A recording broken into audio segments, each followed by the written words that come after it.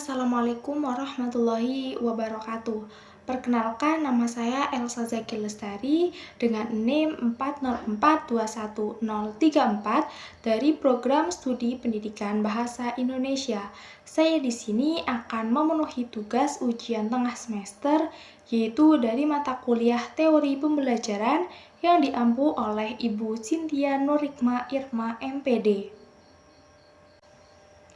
Di sini saya akan menjelaskan tentang pengertian belajar dari 3 buku ilmiah dan 2 sumber artikel. Yang kedua, saya akan menjelaskan tentang tujuan pendidikan umum, tujuan institusional, tujuan kurikuler, dan tujuan instruksional. Yang ketiga, saya akan menjelaskan tentang perubahan belajar kognitif, psikomotorik, dan afektif. Yang pertama ada pengertian belajar menurut pakar. Pengertian belajar menurut pakar dari 3 sumber buku. Yang pertama ada dari H. Malik 2014, mengemukakan bahwa belajar ialah bukan suatu tujuan, melainkan suatu proses dan kegiatan untuk mencapai tujuan tersebut. Belajar merupakan tentang mengubah atau memperkuat perilaku melalui pengalaman.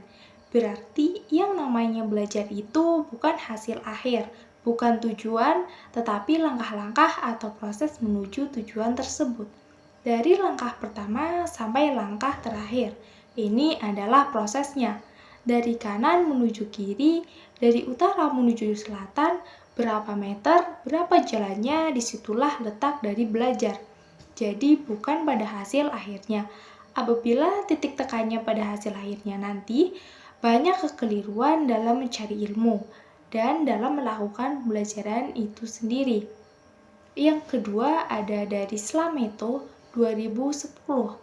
Menurutnya, belajar sebenarnya adalah proses upaya individu untuk mencapai perubahan perilaku baru sebagai hasil dari pengalamannya berinteraksi dengan lingkungan. Menurutnya, belajar adalah suatu proses usaha yang dilakukan oleh individu untuk mencapai suatu perubahan baru dalam tingkah laku secara umum. Sebagai hasil dari pengalaman individu itu sendiri dalam berinteraksi dengan lingkungannya, belajar adalah proses perubahan kepribadian seseorang. Perubahan tersebut diwujudkan dengan peningkatan kualitas dan kuantitas perilaku seperti peningkatan keterampilan, pengetahuan, sikap, kebiasaan, pengetahuan keterampilan, kemampuan berpikir, dan kemampuan lainnya.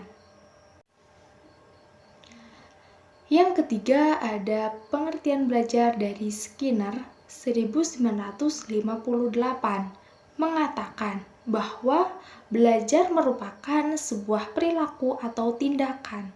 Misalnya mereka yang belajar akan lebih responsif.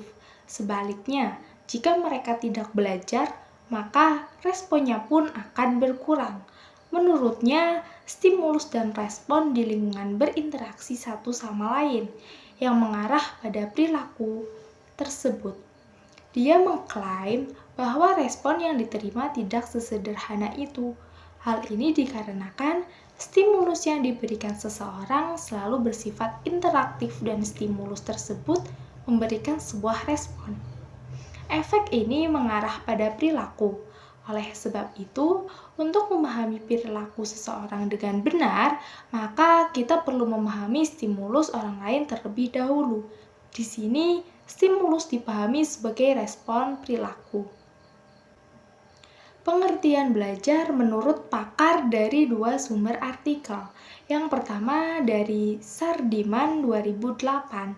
Menurutnya, belajar adalah sesuatu yang bisa mengubah perilaku atau penampilan melalui serangkaian kegiatan seperti membaca, menulis, mendengarkan, dan lain-lain, yang akan lebih baik dipelajari jika dialami dan dilakukan. Belajar merupakan suatu proses kompleks yang terjadi pada setiap orang sejak bayi sampai kematian. Dan hal itu akan berlangsung terus-menerus sepanjang hayat. Tanda seseorang belajar ialah perubahan perilakunya. Perubahan perilaku tersebut meliputi perubahan pengetahuan, keterampilan, serta perubahan nilai dan sikap. Yang kedua ada dari Gagne, 1977, mengatakan belajar adalah suatu jenis perubahan yang tampak sebagai perubahan tingkah laku dan keadaannya berbeda dengan sebelum memasuki situasi belajar dan sudah melakukan tingkah laku yang serupa. Perubahan terjadi sebagai hasil dari pengalaman atau latihan. Berbeda dengan perubahan langsung dalam kepribadian, refleks, atau insting. Selanjutnya ada tujuan pendidikan. Yang pertama, tujuan umum. Tujuan umum adalah rumusan tujuan pendidikan yang sifatnya luas dan mencakup seluruh fitrah manusia. Tujuan umum pendidikan biasanya dirumuskan dengan mempertimbangkan dimensi universal, dan tujuan umum pendidikan berlaku bagi semua lembaga atau kegiatan pendidikan yang tertera pada Undang-Undang Nomor 20. Contohnya yaitu ujian yang dilakukan di sekolah maupun di perkuliahan. Yang kedua ada tujuan institusional. Tujuan institusional adalah pengembangan tujuan pendidikan nasional pada tingkat institusi atau kelembagaan. Oleh sebab itu, rumusan tujuan institusional disertakan atau disesuaikan dengan ciri-ciri sasaran lembaga pendidikan tempat pelatihan dilaksanakan. Contohnya yaitu tujuan pendidikan sekolah dasar, tujuan pendidikan SMP, tujuan pendidikan SMA, dan tujuan pendidikan kursus. Tujuan pendidikan itu dilakukan untuk memberi bekal atau kemampuan kepada siswanya untuk ke jenjang yang lebih tinggi lagi. Yang ketiga, yaitu ada tujuan kurikuler. Tujuan kurikuler adalah pengembangan tujuan institusional yang memuat isi tujuan yang ingin dicapai setelah menyelesaikan kurikulum pada bidang atau mata pelajaran tertentu. Contohnya yaitu, siswa mampu memiliki kemampuan bahasa Indonesia dengan baik dan benar, serta memahami bahasa Indonesia sesuai dengan situasi yang telah dipelajarinya. Yang keempat ada tujuan instruksional. Tujuan instruksional adalah tujuan yang harus dicapai pada saat selesainya suatu proses pembelajaran. Tren pembelajaran modern mengharuskan setiap siswa untuk menyelesaikan setiap kegiatan pendidikan dan kemudian mencapai keterampilan khusus konteks. Dengan cara ini, Anda dapat dengan andal mengukur dan mengevaluasi tujuan pembelajaran yang secara inheren lebih operasional. Contohnya yaitu menjelaskan pengertian korelasi pendidikan disertai karakteristiknya dan memberikan contoh dari penghambat pendidikan. Selanjutnya ada perubahan belajar. Yang pertama, perubahan pengetahuan kognitif.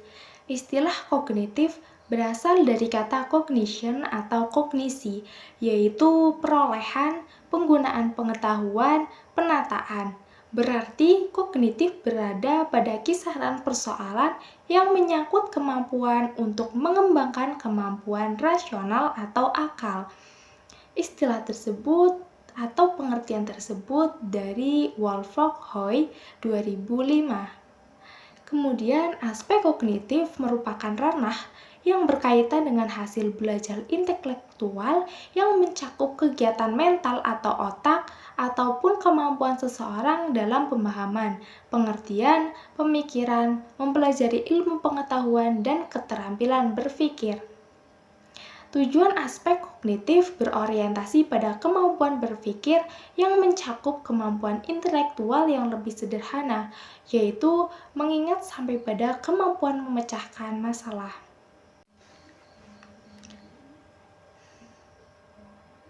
Adapun tingkat kognitif adalah sebagai berikut. Yang pertama ada pengetahuan atau knowledge.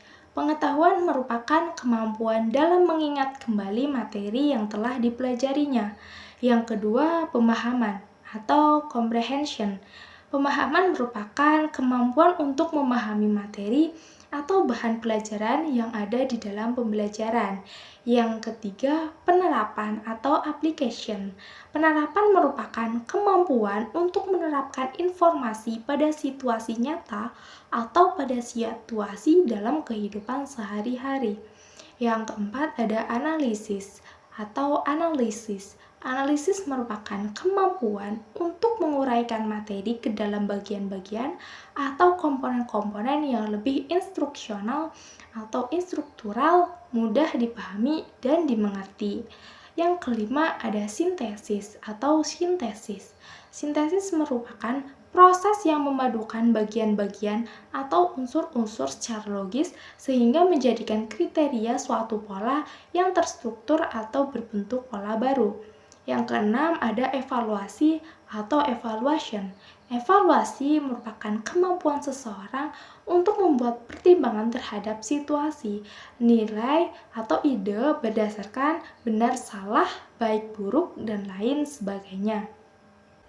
Contoh dari kognitif yang pertama, pada taraf tertentu, guru menggunakan alat peraga seperti menggunakan model-model bangun ruang ketika membahas materi dimensi 3. Yang kedua, agar lebih bermakna, pengetahuan yang baru diajarkan dihubungkan dengan situasi nyata.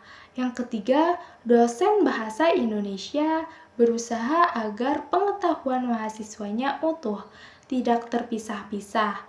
Artinya, hubungan yang satu terkait dengan pengetahuan yang lain. Seperti contohnya, perubahan belajar kognitif dikaitkan dengan perubahan belajar afektif.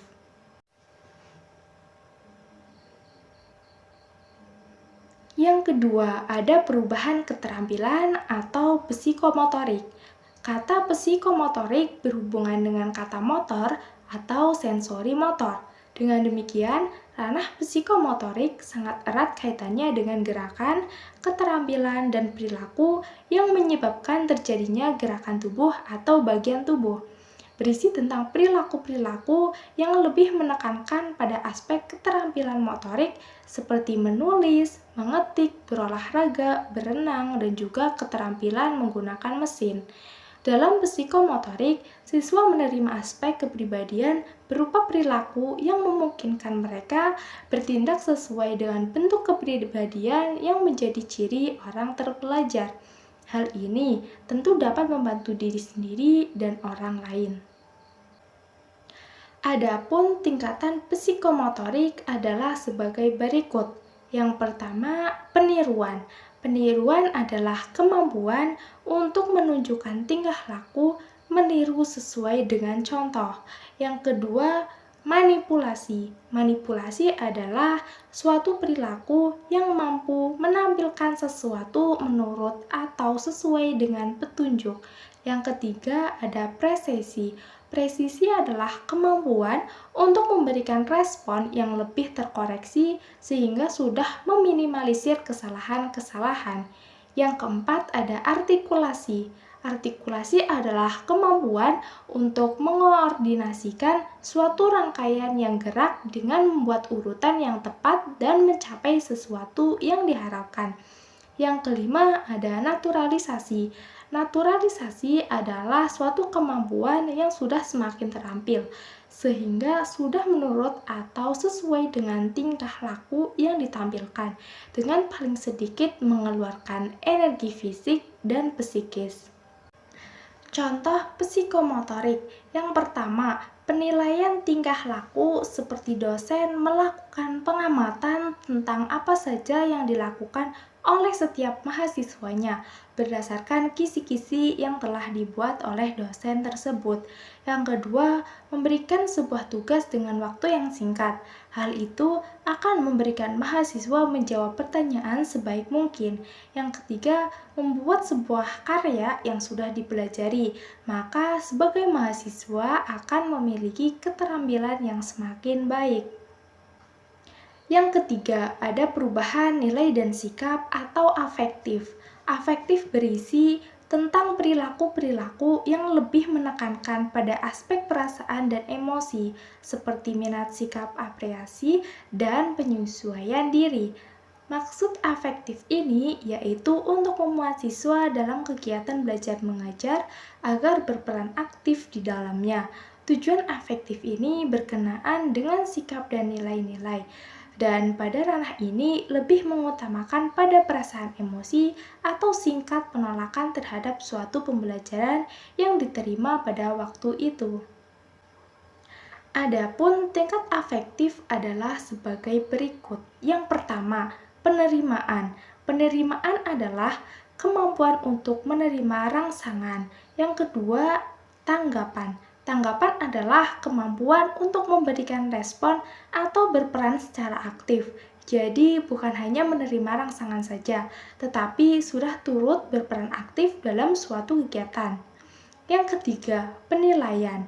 Penilaian adalah kemampuan atau sudah mampu untuk menentukan nilai-nilai dari suatu rangsangan.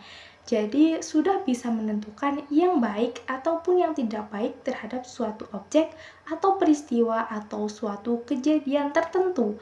Yang keempat, organisasi. Organisasi adalah kemampuan membentuk sistem nilai dan budaya organisasi, kemudian mengharmonisasikan perbedaan-perbedaan nilai tersebut. Yang kelima ada karakteristik. Karakteristik maksudnya adalah sudah ada kemampuan atau kemampuan untuk mengendalikan perilaku yang berdasarkan dengan nilai tadi yang diorganisasikan. Jadi, nilai-nilai yang sudah diorganisasikan tidak hanya menjadi pedoman saja, tetapi sudah mampu untuk menjadikan itu sebagai pribadi di dalam kehidupan sehari-hari. Contoh afektif yaitu 1. Sikap mahasiswa apabila sedang mendengarkan penjelasan dosen dengan seksama, di mana mereka bersedia menerima nilai-nilai yang diajarkan kepada mereka, dan mereka memiliki kemampuan untuk menggabungkan diri atau mengidentifikasikan diri dengan nilai tersebut. Yang kedua, bersikap jujur dalam kegiatan, belajar mengajar, serta bertanggung jawab terhadap segala hal selama proses pembelajaran. Selanjutnya, saya memberikan sebuah daftar pustaka dari materi-materi yang telah tadi saya jelaskan. Selanjutnya, saya izin sekian dari video yang telah saya sampaikan. Saya mohon maaf apabila ada kesalahan kata atau tidak sengaja mengucapkan yang tidak berkenan untuk diucapkan. Sekian dari saya. Wassalamualaikum warahmatullahi wabarakatuh.